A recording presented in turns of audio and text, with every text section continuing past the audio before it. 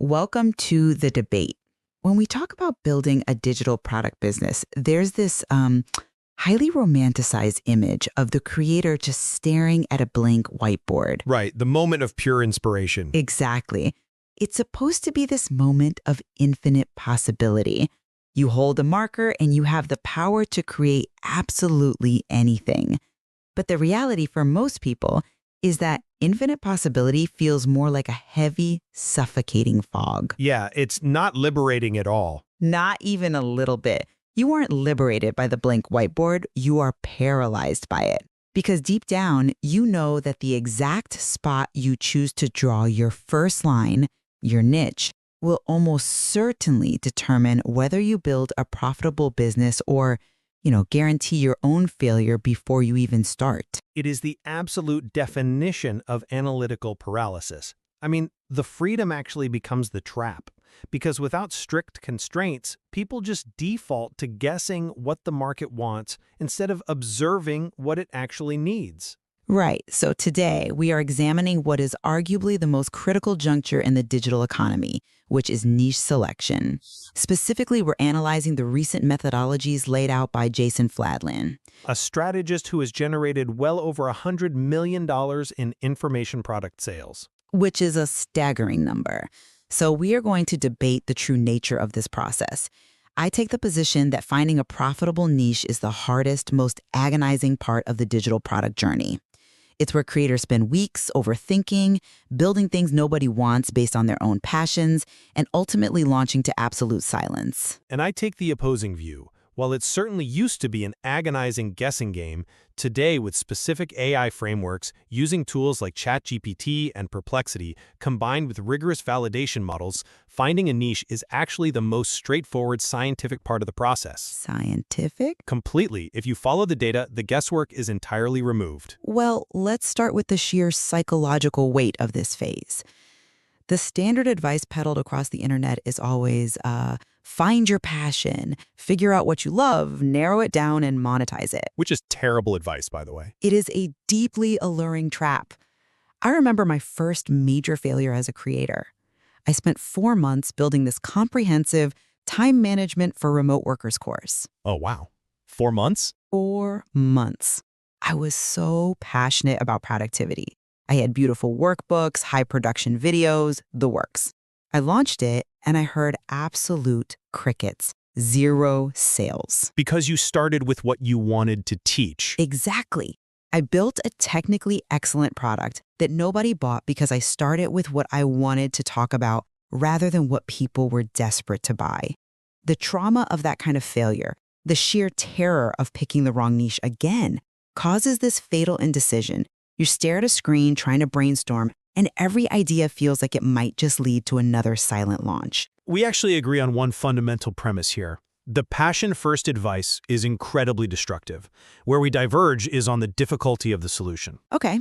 You see niche selection as this agonizing hurdle, but the solution is incredibly simple to execute if you adopt a demand-first philosophy. If you look at Jason Fladlien's track record, the philosophy is brutal but effective. The right question isn't what am I passionate about? The question is strictly, what are people already paying to solve? Right, but how do you define that systematically? Well, when you define a profitable niche scientifically, it requires 3 non-negotiable characteristics. First, an urgent problem, not a vague aspiration like I want to be more productive, which is why your course failed, unfortunately. Fair point. But an immediate pain like I need to pass this specific IT certification exam in 14 days to keep my job. Second, there must be existing financial spend. And third, it must be a reachable specific market.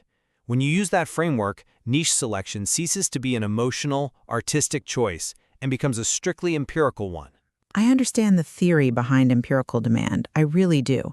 But the moment we talk about execution, things get murky. I see why you think that, but let me give you a different perspective. Sure.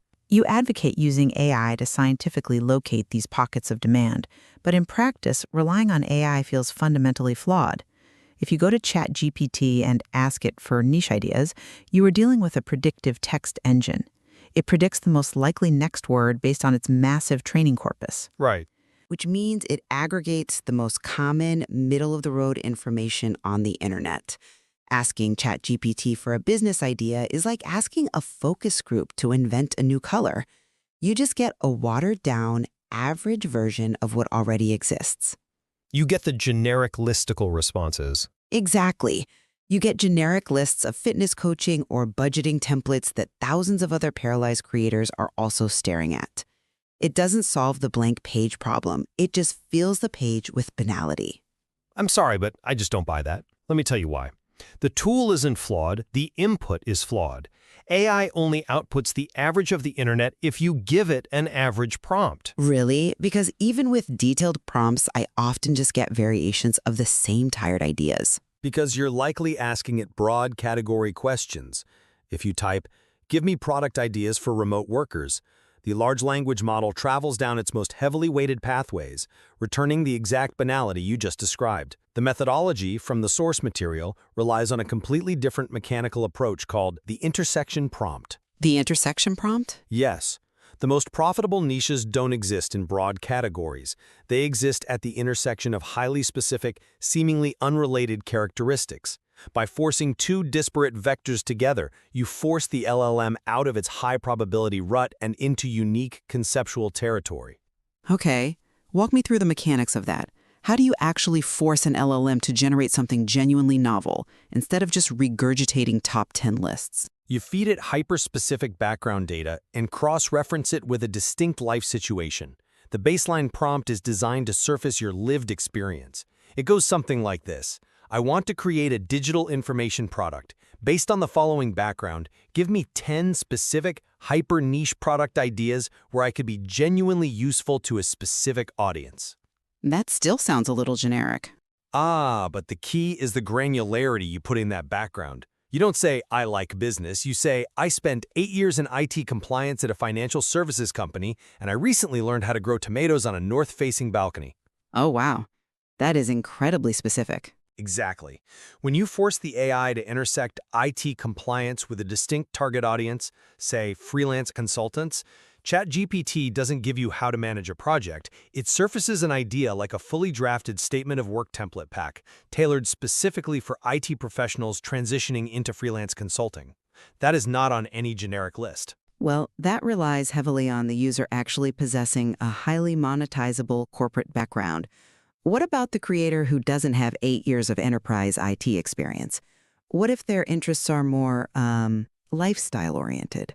The intersection principle applies to any topic. Consider the classic case study of the Hare Krishna cookbook. I'm not familiar with that one. If you just write a vegetarian cookbook, you are competing against tens of thousands of free blogs. It's an ocean. But Hare Krishna dietary laws are incredibly specific. They restrict not just meat, but also onions, garlic, and mushrooms, and there are specific spiritual rituals regarding how the food is prepared and offered. So it's a constraint-based niche. Precisely. When you intersect vegetarian cooking with strict Hare Krishna dietary adherence, you get a product that serves a highly specific community. Buyers of that book don't want a general vegan guide. They need that exact framework. Because there is virtually no competition, there is massive price inelasticity. They will gladly pay a premium because the solution perfectly matches their constraint. Okay, let's say the intersection prompt works. You force the AI to synthesize these unique vectors and you get a hyper-specific idea like the IT compliance template or the Hare Krishna cookbook. Right. You still just have a hypothesis. Generating an idea is entirely different from validating that people will open their wallets for it. The traditional advice is to manually read Amazon one-star reviews, scour Reddit threads, and monitor forums to see what people are complaining about. Doing that manually is soul-crushing. It is tedious, yes. And quite frankly, the fear of the build it and they will come fallacy is exactly why people freeze. I'm not convinced by that line of reasoning because how do you actually know this specific market will buy your solution before you spend 6 months building it? Because you compress the manual labor of validation into seconds using a synthesis prompt. You aren't just brainstorming with AI, you are using it as a data analyst. How so? You prompt ChatGPT with, "What are the most common complaints and unresolved frustrations that buyers of this specific topic's books and courses report?" List the top 10 recurring complaints based on customer reviews. The AI synthesizes massive amounts of text and hands you a list of the exact gaps in the current market. But doesn't AI hallucinate? I mean, if it doesn't have access to live Amazon reviews from yesterday, isn't it just guessing what people might complain about? That's a valid concern, but And furthermore, people complain on the internet for free all the time. Just because someone whines about a lack of templates in a book doesn't prove they will pay me $40 for a template pack. which brings us precisely to the ultimate validation mechanism designed to completely dismantle that build it and they will come fallacy. It's called the $4 test. The $4 test? Yes, Jason Fladlien's very first product was priced at exactly $4. The mechanical logic here is brilliant. At $4, the psychological friction of the purchase is almost zero. Okay, but what are you selling for $4? That's the beauty of it. You do not spend weeks building a massive, comprehensive masterclass. You create the absolute smallest possible iteration of your product, a single checklist, a one-page PDF, or a 5-minute video, and you put it up for sale. And that validates the entire niche? Yes. A single sale at $4 proves empirically that real human beings will exchange actual currency for this specific information. One low-ticket transaction validates more demand than 6 months of theoretical market research. Look, I have a serious logistical issue with the $4 test. You say it proves demand, but to sell a $4 product, you still need traffic. Of course you need traffic. If I have no audience, no email list, and no social media following, where are the buyers coming from?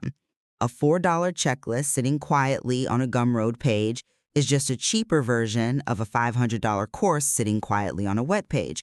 Are you supposed to run expensive Facebook ads for a $4 product? No, absolutely not. That is exactly why we focus on hyper-specific niches, what Fladlien calls puddle niches, rather than oceans. Pedal niches. Right.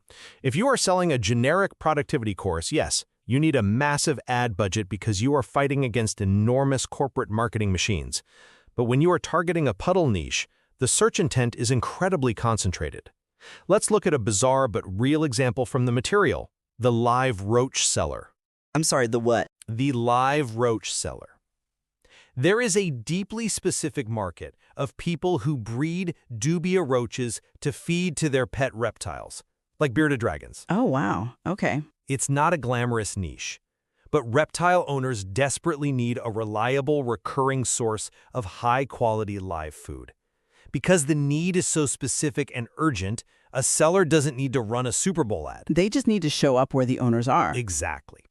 They just need to be present in the specific reptile forums, Facebook groups, or targeted search terms where those owners are already frantically looking for a supplier. The traffic strategy for the $4 test relies on inserting your micro product directly into the specific communities where the pain is currently being discussed. I appreciate the mechanics of finding concentrated traffic, but this drive toward hyperspecificity leads to a very real fear for creators. If you drill down to the level of IT compliance for transitioning freelancers or breeding roaches for reptiles, aren't you shrinking your market to zero? That's a compelling argument. But have you considered the conversion rate? Well, diving into a puddle niche feels like fishing in a bathtub. Sure, you have absolutely zero competition in that bathtub, but are there actually enough fish in there to sustain a business? It feels profoundly counterintuitive to intentionally exclude 99% of the population when you are trying to generate revenue. The beginner's mistake is choosing a topic based on how large the total addressable market is, rather than how high the conversion rate will be. When you jump up and down in an ocean, nobody notices your splash. When you jump in a puddle, the impact is immediate. That's a nice metaphor, but does it translate to sales? It completely changes the psychology of the buyer. Take the example of the lettings agent from the source material. She didn't write a sweeping 300-page philosophical guide on how to succeed in real estate. What did she do? She simply packaged her exact battle-tested email templates for dealing with difficult tenants. For a property manager dealing with an angry tenant at 10 p.m. on a Tuesday, they don't want to learn real estate theory. They want the exact words to copy and paste to make the problem go away legally. Right, the immediate pain point. When they see that template pack, there is no sales friction. It acts like a mirror, The buyer sees their exact emergency reflected back at them and buys instantly because the relevance is perfectly dialed in. Okay, the conversion logic makes sense. A perfectly tailored solution bypasses the shopping around phase. But I still come back to the risk of the empty bathtub. The lack of market? Exactly. How do you definitively know, before you even set up that $4 test or post in a forum, that there is actual verifiable financial activity happening in that puddle? If we can't fully trust ChatGPT's static training data to prove live market volume, aren't we still guessing? We aren't guessing because this is where we transition from ChatGPT to Perplexity and live search data. ChatGPT is a predictive generator, but Perplexity operates as a conversational search engine. So it pulls real-time data. Yes. It actively crawls live URLs, pulls current query volumes, and parses active forums in real time. You ask Perplexity, what digital products are currently selling well in this specific niche? What are buyers on Reddit currently saying they still need? Oh, I see. More importantly, we validate through long-tail Google autocomplete data. Autocomplete isn't randomly generated. It is a direct reflection of historical query volume typed by real human beings. We look at the people also ask boxes. We look at Etsy and Gumroad search bars. Looking for actual transactions. Exactly. If a highly specific real estate template has 847 reviews on an obscure marketplace, you have empirical proof of money changing hands. The volume of the search dictates the size of the puddle. And what happens if you type your brilliant, hyper-specific intersection idea into Google and the autocomplete shows absolutely nothing? What if Perplexity comes back and says there are 0 active forums discussing this problem? Autocompletes to nothing? That is a massive warning sign, not an untapped opportunity. One of the greatest traps in business is trying to educate a market that doesn't exist. So you just walk away? Yes. If nobody is searching for it, you don't build it. You pivot to your next idea. The beauty of this entire system is that discovering an idea is unviable takes 15 minutes of rigorous AI prompting and search analysis. It doesn't take 6 months of building a product in secret. But even if you validate the idea, finding the niche is only the first step. You still have to actually create the product. The paralysis doesn't just come from choosing the niche. It comes from the daunting task of becoming the definitive expert in that niche and building the curriculum. That's a different kind of blank page. Exactly. Even for a $4 test, staring down the barrel of content creation is enough to make most people quit. That is solved by the execution framework that naturally follows this validation, the 1-1-1 formula. The 1-1-1 formula. Fladlien dictates that your initial product should be built around one problem, one solution, and created in one sitting. This completely eliminates content paralysis. You aren't writing an encyclopedia. You aren't trying to cover every aspect of IT compliance or property management. You're just solving the immediate pain. Precisely. You are taking the single biggest frustration you identified during the Perplexity research, creating one hyper-focused tool to solve it, like a single checklist or a specific template, and you force yourself to finish the draft in a single afternoon. One sitting. One sitting. If you constrain the scope of the product to a micro-solution, you can physically build it in one sitting. And if that $4 test ultimately fails, you haven't lost a year of your life, you've lost a Tuesday afternoon. Hurdle of niche selection is always rooted in the fear of wasted time and the humiliation of a silent launch. Absolutely. When you approach it as an artist looking for inspiration, it's terrifying. But when you apply these strict constraints, forcing an intersection prompt based on granular personal experience, leveraging Perplexity to find real-time market gaps, and refusing to build anything comprehensive until a $4 test proves people will actually pull out their credit cards, it transforms an artistic struggle into an empirical checklist. It makes it manageable. It really does.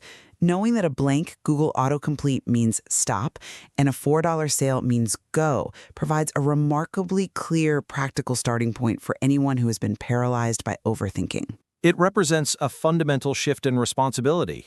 You shift the burden from your own imagination to the market's documented behavior. You don't have to be a creative genius to succeed in digital products. You just have to be a meticulous observer. Right, observing what's already happening. Exactly. Intellectual rigor in the research phase literally saves months of wasted effort in the creation phase. The math and the data simply beat guessing every single time. Well, we have explored the deep, paralyzing anxiety of starting from scratch, and we have weighted against the clinical precision of intersection prompts, live data validation, and the micro commitments of a $4 test. We will leave the ultimate conclusion up to the listener on whether this framework completely neutralizes the fear of jumping into a new market. Human unpredictability will always play a role, but the methodology is undeniably rigorous. Indeed, for those who want to analyze the source material further and see this methodology applied in real time, the logical next step is Jason Fladlien's free 90-minute training, which is Session 1 of the Product E-Course. It serves as an excellent academic baseline for watching these specific search and validation techniques executed on live data, and it doesn't even require registration. It is a critical watch for anyone interested in the mechanical difference between guessing what a market might want and empirically proving what a market is already buying. So the next time you find yourself standing in front of that blank whiteboard, looking into the suffocating fog of infinite possibilities, remember that you don't have to just close your eyes and draw a line in the dark. You can use the data to clear the fog, locate the puddle, and know exactly where you are going to land before you ever pick up the marker.